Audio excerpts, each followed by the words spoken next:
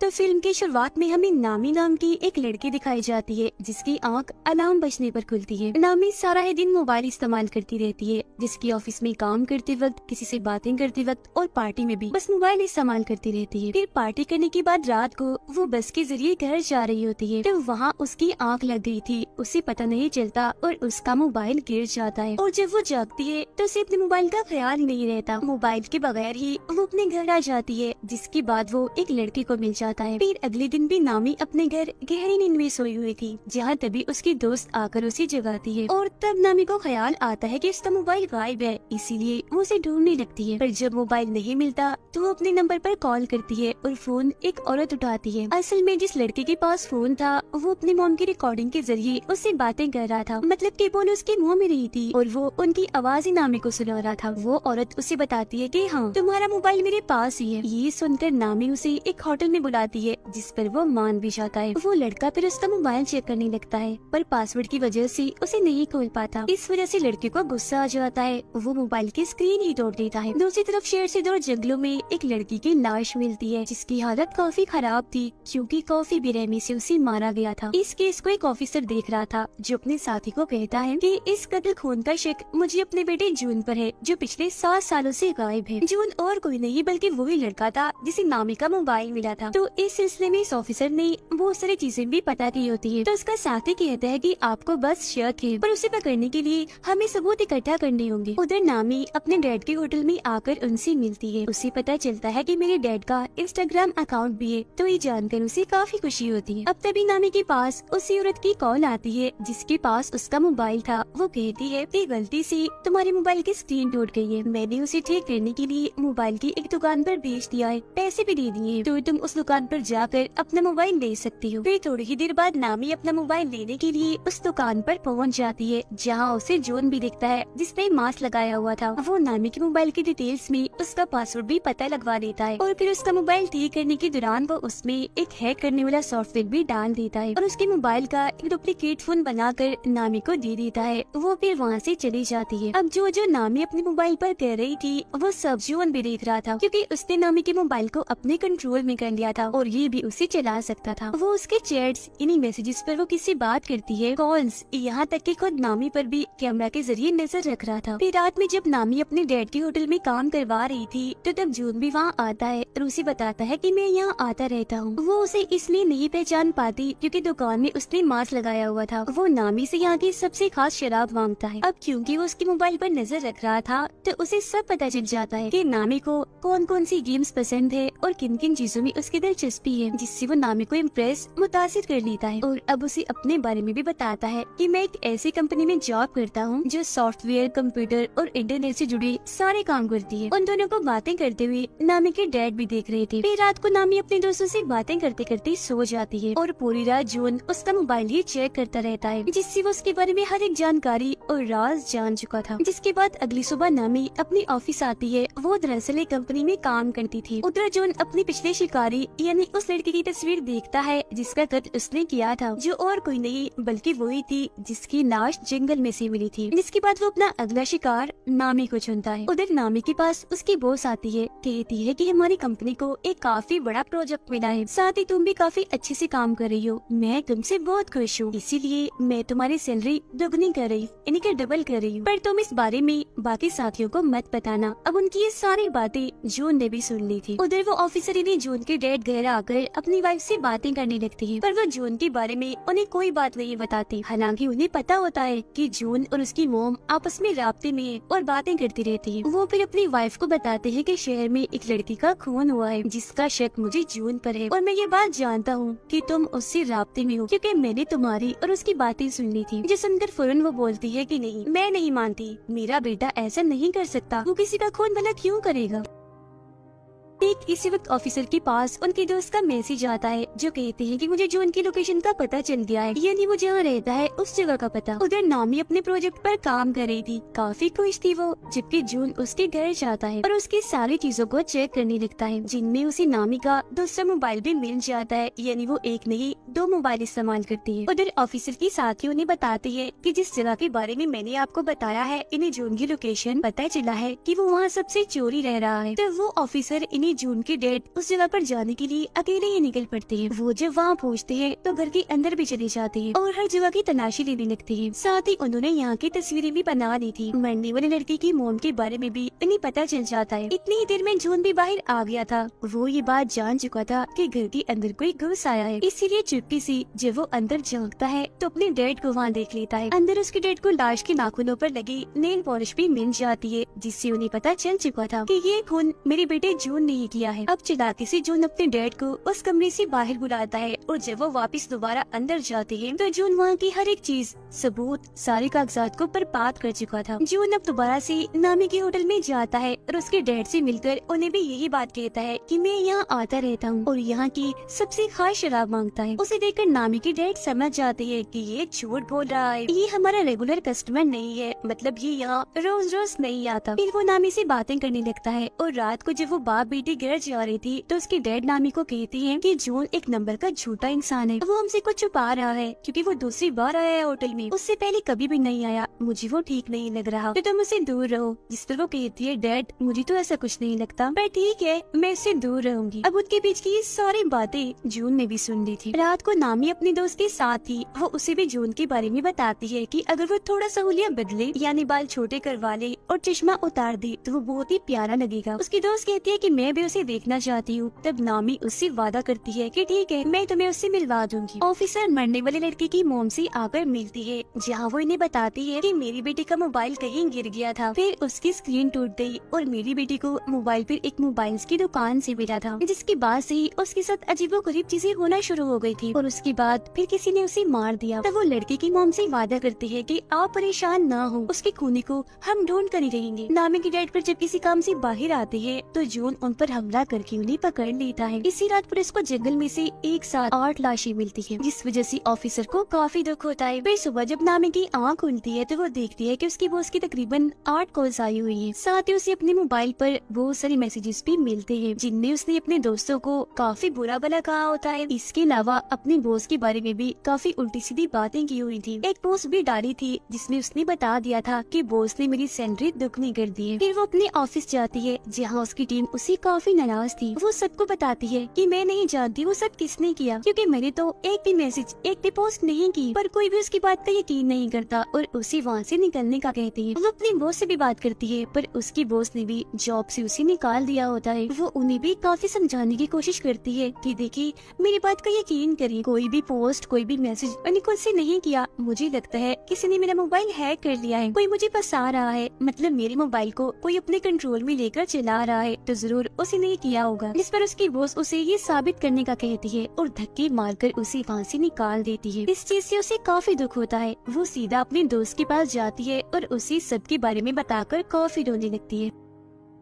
तब उसकी दोस्त उसे सहारा देती है, उसे संभालती है। ये चीज जून ने भी देख ली थी। वो सोचता है कि नामी अपने दोस्त के काफी करीब है, तो पहले रास्ते से इसे हटाना होगा। वो और उसकी दोस्त पुलिस स्टेशन जाती है और इस सब के बारे में बताती है। तब ऑफिसर उनसे कहता है कि ये सब आपके साथ ऑनलाइन हुआ है, इसलिए हम आपकी कोई मदद नहीं कर सकते, क्योंकि जिसने भी आपके साथ ऐसा किया हम उसे नहीं पकड़ सकेंगे। ये सुनकर उसकी दोस्त को काफी गुस्सा आता है, जिसके बाद दोनों यहाँ से चली जाती है। जून अब नामी के डैड के घर पर ही रह रहा था, क्योंकि उसने उन्हें वहाँ बांध के रखा हुआ था। वो उनके मोबाइल से नामी को मैसेजेस भी करता रहता है, ताकि उसे शक ना हो कि मेरे डैड को किसी ने अगवा कर लिया है। वो दोनों फिर होटल में आकर बातें करने लगती है। इस बारे में सोच रही थी कि आखिर ऐसी हरकत कौन कर सकता है। वो फिर बात करती है कि इस बारे में पता लगवाने के लिए हमें एक ऐसा इंसान चाहिए जो कंप्यूटर और इंटरनेट में काफी माहिर हो। अब तभी यहाँ जून भी आ गया था, जिसके लिए नामी जोश लेने जाती है और वो उसकी दोस्त के साथ मिलकर नामी का फोन चेक करने लगता है। वो फिर जब आती है तो जून उसे बताता है कि किसी ने तुम्हारा मोबाइल हैक किया हुआ है। उस इंसान ने तुम्हारे मोबाइल में एक ऐसा सॉफ्टवेयर डाला है जिससे तुम्हारा मोबाइल उसके कंट्रोल में आ गया है और तुम जो भी करोगी उसे पता चल जाएगा और मोबाइल को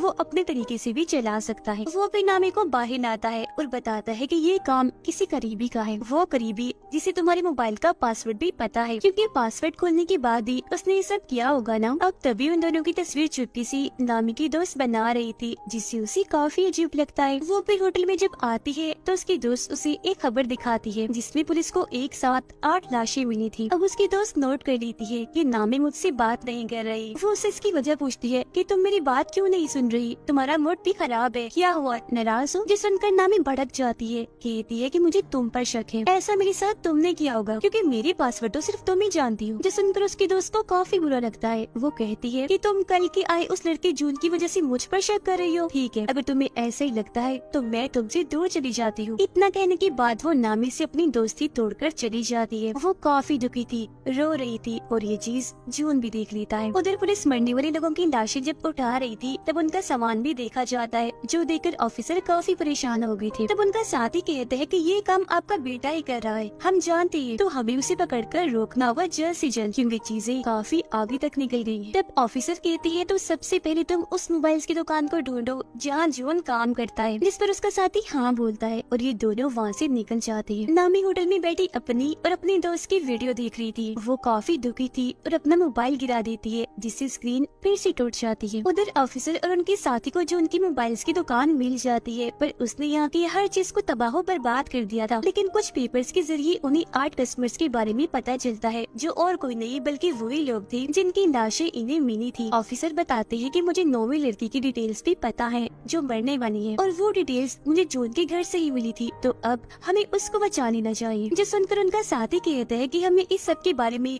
खबरों में भी चला देना चाहिए ताकि जून को जल्द से जल्द पकड़ा जा सके। अब तभी इधर नामी भी आ जाती है। उसने इन दोनों की बातें सुनी थी और जब वो वहाँ जून का नाम देखती है तो समझ जाती है कि और किसी ने नहीं बल्कि जून ने ही मुझे फंसाया है। उसने मेरा मोबाइल हैक करके वो सारी मैसेजेस और पोस्ट की थी, उसकी वजह से ही मैं आज अकेली हूँ, मेरे पास नौकरी भी नहीं है और मेरी इतनी अच्छी दोस्त भी मुझे छोड़कर चली गई है। वो मजीद जून की कंपनी में कॉल करती है जहाँ से उसे पता चलता है कि इस नाम का कोई भी वर्कर यहाँ काम नहीं करता। जो सुनकर नामी को जून पर काफी गुस्सा आता है और वो फैसला करती है कि मैं उसे अपना बदला लेकर उसे सबक सिखा कर ही रहूंगी। उसकी ये बातें ऑफिसर ने भी सुन ली थी, पर वो उसे ये बात नहीं बताते कि जॉन एक सीरियल किलर भी है, यानी एक खूनी जिसने न जाने कितने लोगों को मार दिया है। पर वो सिर्फ ये कहते हैं कि मैं भी जून को पकड़ना चाहता हूँ, वो अच्छा लड़का नहीं है। जिस पर नामी उन्हें एक आइडिया देती है कि मैं ऐसा करूंगी कि उसे मिलने के लिए घर बुला लूंगी, मैं आप लोगों को भी बता दूंगी, तो उसे पकड़ने के लिए फौरन आप लोग आ जाना। जिस पर वो दोनों ऑफिसर्स मान जाते हैं। फिर अगले दिन जून के पास नामी का मैसेज आता है जो उसे मिलने के लिए बुलाती है। जबकि उसके घर के बाहर नीचे दोनों पुलिस ऑफिसर्स गाड़ी में जून की आने का इंतजार कर रही थी। अब जून नामी की ख्वाहिश के मुताबिक अपना हुलिया बदलता है, जिसे वो अपने बाल काट कर चश्मा उतार कर उसे मिलने चाहता है। वो उसके घर के बाहर नीचे पहुँचता है जबकि नामी ऊपर अपने घर में तैयार हो रही थी। नीचे जब जून आगे बढ़ रहा था तो दोनों पुलिस ऑफिसर्स उसे पकड़ लेती है, पर उसका चेहरा देखकर समझ जाते हैं कि ये जून नहीं है बल्कि कोई और ही है, क्योंकि दरअसल हुलिया बदलने की वजह से वो उसे पहचान नहीं पाई। अब जून उन दोनों को धमकाने लगता है कि मैं तुम्हारे खिलाफ रिपोर्ट करूंगा क्योंकि मैं मासूम हूँ, बेकसूर हूँ और तुम मुझ पर शक करके गन दिखा रही हो। जिस पर ऑफिसर का साथी कहते हैं वो दरअसल हमें गलतफहमी हो गई थी, हम किसी खोने को ढूंढ रहे हैं। पर जून उनसे कहता है कि खैर जो भी है देख लूंगा तुम्हें।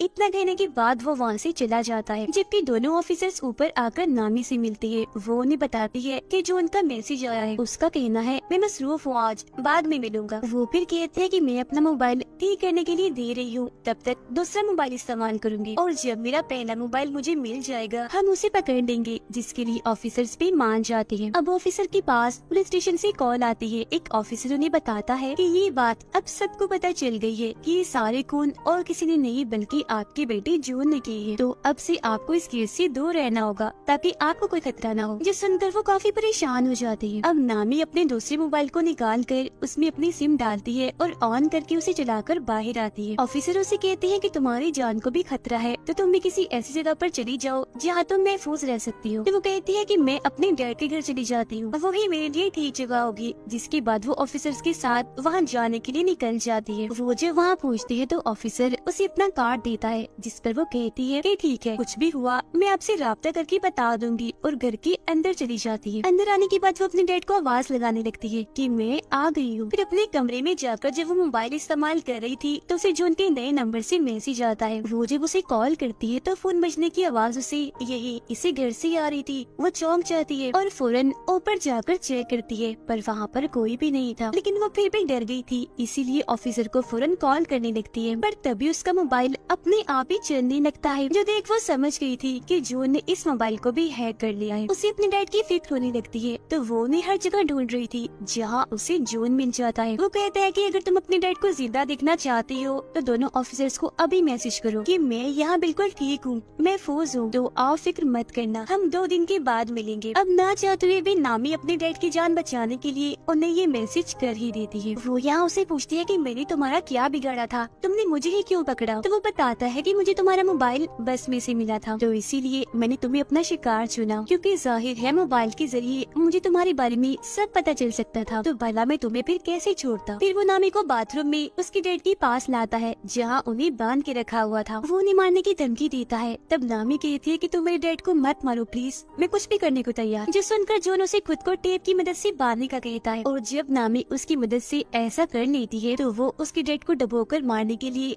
टब में पानी छोड़ देता है। ये चीज नामी भी देख रही थी। दुखी होकर वो रोने लगती है, साथ ही वो जॉन को काफी बुरा बुरा भी कह रही थी, तो वो उसे भी उठाकर ठिकाने लगाने के लिए पर टेप लगा देता है और बार टब में छोड़ देता है जो पूरा ही पानी से भर गया था। वो उसकी तस्वीरें बनाकर उसकी बेबसी पर हंस रहा था और वहाँ से बाहर निकल आता है। उसे ऑफिसर का कार्ड मिलता है जिसके पीछे उन्होंने लिखा था नामी सिर्फ कॉल करना, मैसेज नहीं। पर क्योंकि इसने तो ऑफिसर को मैसेज करवाया था तो उन्हें पता चल गया था कि जरूर ये जून ने किया है, तो इसका मतलब वो यहाँ आ रहे थे जून को पकड़ने के लिए। अब जून को भी एहसास हो जाता है कि ऑफिसर्स घर में घुस आए हैं। वो ऑफिसर के साथी को जाकर पकड़ लेता है, पर पीछे से उसके डैड ऑफिसर आकर उसे पकड़ लेते हैं। मगर क्योंकि ये उनका बेटा नहीं होता तो वो इसे मारने लगते हैं और अपने बेटे के बारे में पूछते हैं। पानी में डूबकर नामी मरने ही वाली थी कि तभी ऑफिसर का साथी उसी पानी से बाहर निकाल कर मरने से बचा लेता है। ऑफिसर उसे मार मार कर काफी जख्मी कर देते हैं और अपने बेटे के बारे में पूछते हैं। तब वो कहता है डैड मैं ही आपका बेटा हूँ, जिस पर ऑफिसर मान भी जाती है। तो वो उन पर हंसने लगता है और कहता है कितने बेवकूफ हो तुम,